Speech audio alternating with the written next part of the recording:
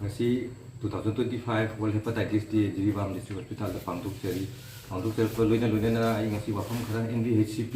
National Viral Hepatitis Control Program Jiribam gi taraftagi hai tare wahai khara thamjaramge NVHCP Jiribam ji ahamda thabak phajana torom de hai tari itak supiram de te su phajana torom de 2023 dagi akogi state lom dagi Manipur sarkar lom dagi akogi state nodal officer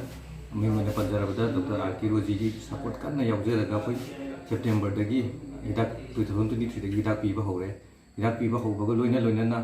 hepatitis na bada koi viral load na private to laga di pasam chang malising taruk tigi pan bau chang ba asigi te chana de mayam je private silver na to imphal ta ngara ni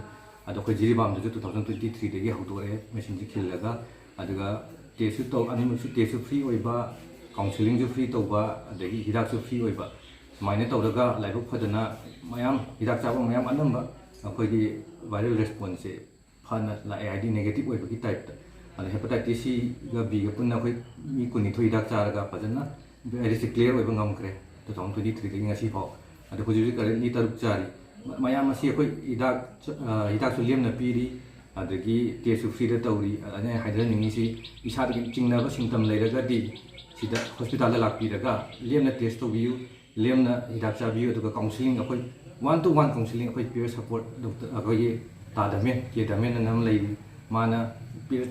केनो patient मैज पोरा का doctor the Pora counselling जो तौरी हिदाक चारी मतुंग कमाई तौनी हिदाक चारो मतुंग test तो लाकदमनी अदगी social stigma आइ खमयामना अब society दगी आइसोलेट तौब खोत असिदगी कन्नबा अवेयरनेस सोसाइटी द चला कम्युनिटी लेवल दा कोई हाइबा तादमे peer support सिना जो याम चाव थौदांग लौरी अदुना अखोइना आइना अपील तौजगदबसि जिरिबांगी प्रजा मयामदा हेपेटाइटिस नारे अना मयाम द केनो तो सोसाइटी द इंदो पिदबा अदुई मुगुता सपोर्ट तो बिदबा अदगी लैरिबा मयाम अखोई हाई रिस्क ग्रुप हाइना लै अखोई ड्रग सिजनबा